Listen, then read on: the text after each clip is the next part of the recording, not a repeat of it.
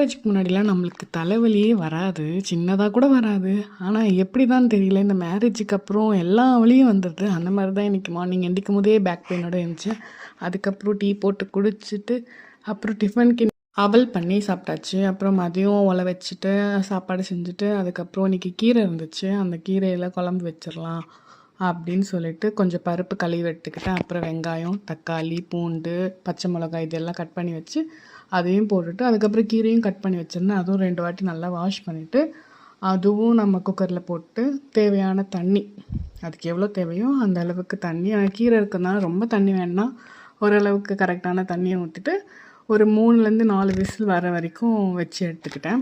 அதுக்கப்புறம் அந்த விசில்லாம் போனதுக்கப்புறம் அந்த ஏர்லாம் எடுத்துட்டு, அதுக்கப்புறம் நல்லா ஒரு மத்து வச்சு நல்லா கடைஞ்சி எடுத்துக்கிட்டேன். அப்போ தான் அது கொஞ்சம் ஒரு கிரேவி மாதிரி வரும். அதனால நல்லா மத்து வச்சு கடைஞ்சிட்டு, அதுக்கப்புறம் கொஞ்சமாக புளியை வந்து கொஞ்சமாக ஊற வச்சு அதில் உள்ள தண்ணியும் கொஞ்சோண்டு ஊற்றிக்கிட்டேன்.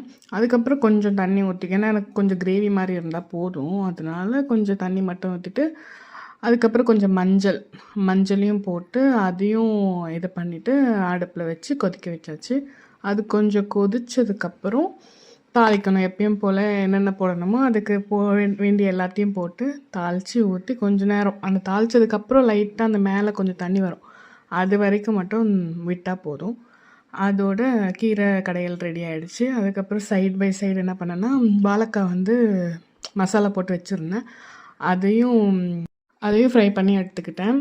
அது 2 வாட்டி போட்டு ஃப்ரை பண்ணி அதையும் எடுத்துகிட்டு லாஸ்ட்டில் என்ன பண்ணேன்னா, கொஞ்சம் அப்பளம் பொரிச்சிட்டா நல்லாயிருக்கும் அப்படின்னு சொல்லிட்டு அப்பளமும் பொரிச்சிட்டு அப்பளத்தையும் வச்சு சாப்பிட்டோம். இன்றைக்கி வந்து செவ்வாய்க்கிழமை. நான் காலையிலேயே முருகனுக்கு வந்து அந்த வெத்தலை தீபம் போடணும் அப்படின்னு நினச்சிட்டு இருந்தேன். ஆனால் அது வந்து என்னோடய பேக் பெயினால் நடக்கலை. அதனால் மதியம் 1 to 2 ஆச்சு சாமி கும்பிட்டுறணும்னு சொல்லிட்டு, அதுக்கு கரெக்டாக எல்லாமே அதுக்கேற்ற மாதிரி லன்ச் வேலையும் முடிச்சுட்டு கரெக்டாக சாமி கும்பிட்றதுக்கு எல்லாம் ரெடி பண்ணிவிட்டு, ஃபஸ்ட்டு வாழையெல்லாம் ஆல்ரெடி கழுவி எடுத்துகிட்டு வந்து அதையும் வச்சு, அதுக்கு மஞ்சள் குங்குமம்லாம் வச்சுட்டு, அப்புறம் வேலையும் எடுத்து சென்டரில் வச்சுட்டு விளக்கு வச்சு நல்லா இன்றைக்கி ஒரு நல்லா சாமி கும்பிட்டேன் மதியம். அது ஒரு நல்லா இருந்துச்சு அந்த கும்பிட்டது. அது மார்னிங்கே கும்பிடணும்னு நினச்சேன். ஆனால் இந்த பேக் பெயினால் கும்பிட முடியல சுத்தமாக. அதனால தான் மதியம் இன்றைக்கி வச்சு கும்பிட்டாச்சு. எங்கள் அம்மா நேற்று சொல்லியிருந்தாங்க, நானும் கும்பிட போகிறேன் இன்றைக்கி அப்படின்னு சொல்லிட்டு. ஆனால் அவங்க சொன்னாங்க, காலையில் முடியுமான்னு தெரியல, வேலை இருக்குது, மதியம் தான் கும்பிடுவேன் அப்படின்னு சொன்னாங்க. ஆனால் அவங்க எனக்கு முன்னாடி கும்பிட்டு எனக்கு ஃபோட்டோ அனுப்புகிறாங்க, நான் கும்பிட்டுட்டேன், நீ கும்பிட்டியா அப்படின்னு சொல்லிட்டு. நான் கும்பிடவே இல்லைன்றது எனக்கு தான் தெரியும்.